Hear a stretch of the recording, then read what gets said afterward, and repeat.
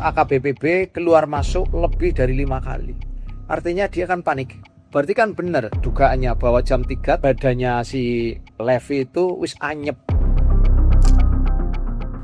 Geger, seorang dosen muda ditemukan tewas tanpa busana di Kostel di Semarang. Yang menjadi tanda tanya, seorang polisi berpangkat perwira menengah terlihat panik keluar masuk kamar berkali-kali. Dan itu ditemukan ada darah dan di bawah itu. Lah itu yang kemudian ini apa? Apakah aktivitas yang berlebihan, kemudian pembuluh darah pecah kemudian keluar itu, atau karena faktor-faktor lain? Apa yang sebenarnya terjadi di antara dosen dan perwira polisi ini?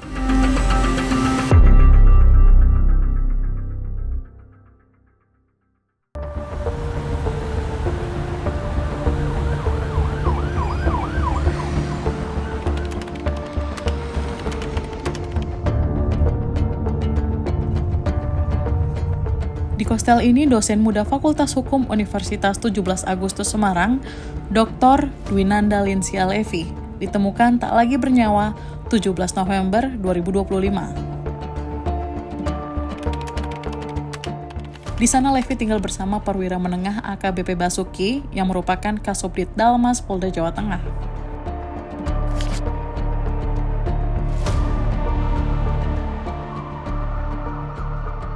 Dari hasil autopsi lisan, dosen Levi meninggal diduga karena pecah jantung setelah aktivitas fisik yang terlalu berat. Meski visum luar menyatakan tak ada tanda kekerasan, kematiannya meninggalkan banyak pertanyaan. Levi ditemukan tak berbusana, ada bercak darah di sekitar paha, dan berbagai obat ditemukan di TKP. Apa yang sebenarnya terjadi sebelum kematiannya?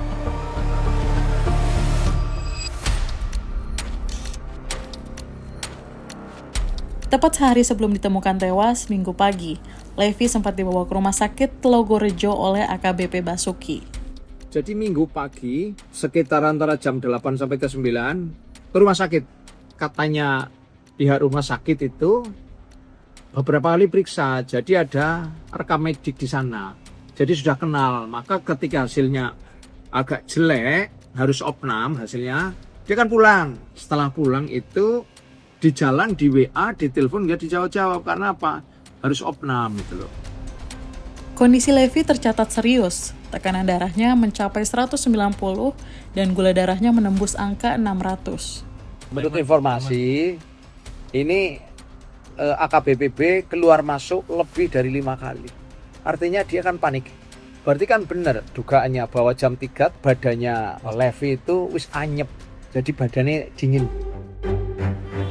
Kepolisian membenarkan bahwa pada Senin pagi AKBP Basuki terlihat keluar masuk kamar 210, tempat tinggal Levi lebih dari 5 kali. Jadi pagi itu sekitar jam 5 lebih itu AKBP B itu baru keluar kamar. Mondar-mandir, dan juga setelah itu dari pagi itu kurang lebih jam 8 itu beliau AKBP B ini telepon ke temannya untuk pertamanya mungkin minta saran pendapat, akhirnya oleh temannya disarankan untuk segera lapor polisi. Singkatnya seperti ini cerita soal kematian dosen Levi dari berbagai informasi yang kumparan dapat.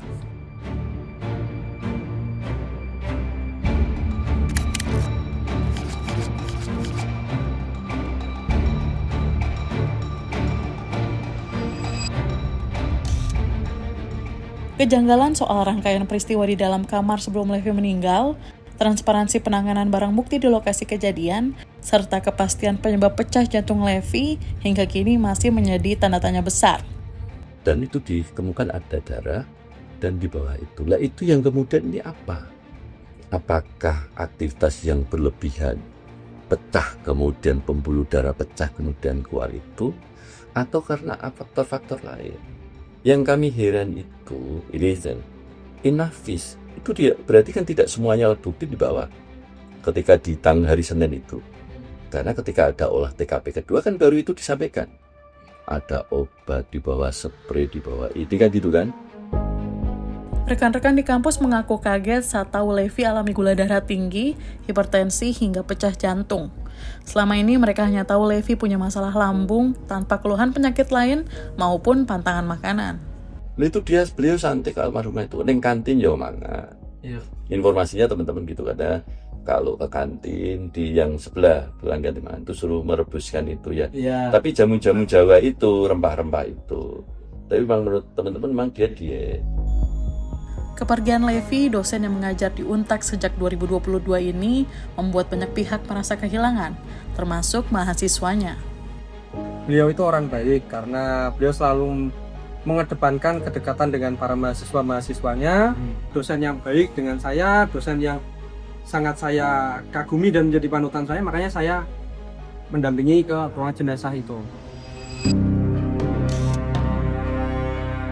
AKBP Basuki mengaku telah menjalin hubungan asmara dengan Levi sejak 2020. Bahkan saat informasi kematian Levi tersebar, keduanya tercatat memiliki alamat KTP yang sama dan terdaftar dalam satu kartu keluarga di Kedung Mundu, Tembalang.